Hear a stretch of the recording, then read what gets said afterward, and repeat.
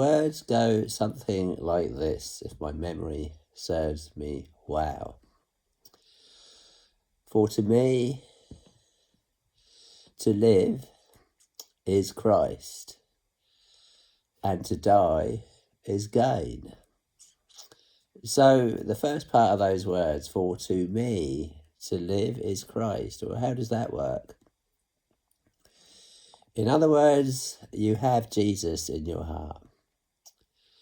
And I can do all things through Christ, which strengtheneth me.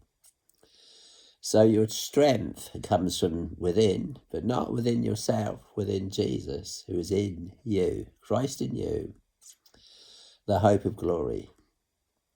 I can do all things through Christ, which strengtheneth me. So, for to me, to live is Christ. How do I get through life? I get through life with spiritual strength. The spirit indeed is willing, in other words, but the flesh is weak. So very, very weak. But the spirit indeed is willing, but the flesh is weak. Therefore, put the spirit above the flesh. When you sign on the dotted line, don't sign on the dotted line of your flesh. Always sign on the bottom line of your spirit. The spirit indeed is willing, always willing, but the flesh is weak. And we rise above the flesh through the spirit.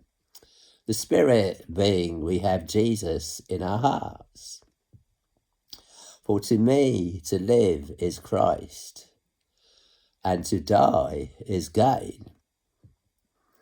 So then the words go on, I am in a strait betwixt two. These are the exact words as I recall them. I am in a strait betwixt two.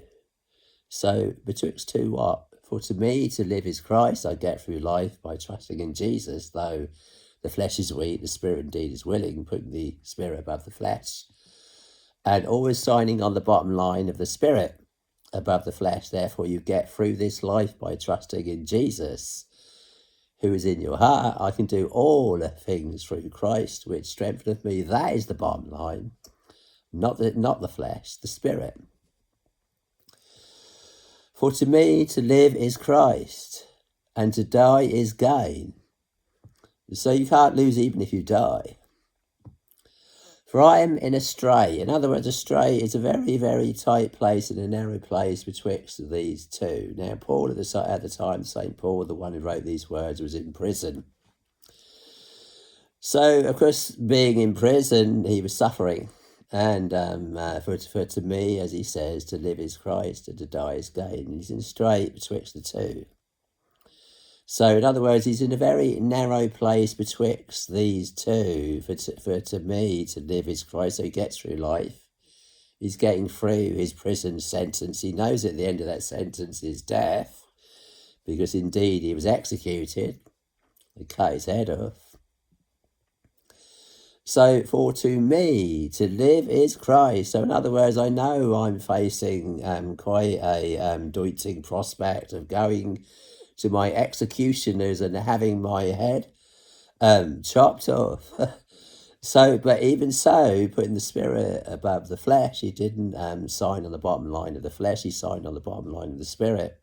Putting the spirit above the flesh, I can do all things through Christ, which strengthen me. So he can get through these sufferings by trusting in Jesus. He can even go to his death trusting in Jesus. For to me to live is Christ, and to die is gain. So in other words, they can take his head, but to die is gain. I am in a strait, I'm in a narrow place betwixt two. Then he goes on, desiring rather to depart and to be with Christ, which is far better. So in other words, facing the prospect of death, he saw this as far better than living. Even though living, he gets through life being as hard as it was and is, he'd get through life through Jesus. For to me to live is Christ, and to die is gain. For I am in a strait, a very narrow place betwixt two, desiring rather to depart and to be with Christ, which is far better. Nevertheless, it's more needful for me to stay here in the flesh, he goes on to say. In other words, he's a spirit in the flesh.